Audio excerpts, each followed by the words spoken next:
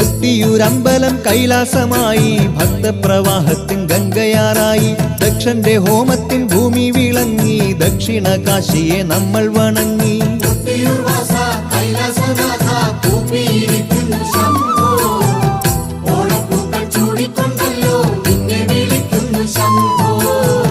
സൃഷ്ടിസ്ഥിതി സംഹാരം ചെയ്യുന്ന മൂർത്തിയല്ലോ, സത്യശിവ സൗന്ദര്യമേകും കൊട്ടിയൂർ നാഥനല്ലോ. സൃഷ്ടിസ്ഥിതി സംഹാരം ചെയ്യുന്ന മൂർത്തിയല്ലോ, സത്യശിവ സൗന്ദര്യമേകും കൊട്ടിയൂർ നാഥനല്ലോ. കൊട്ടിയൂർ വാസ കൈലാസനാഥ കൂപ്പിയിരിക്കുന്നു ശംഭോ, ഓണപ്പൂക്കൾ ചൂടിക്കൊണ്ടല്ലോ നിന്നെ വിളിക്കുന്നു ശംഭോ.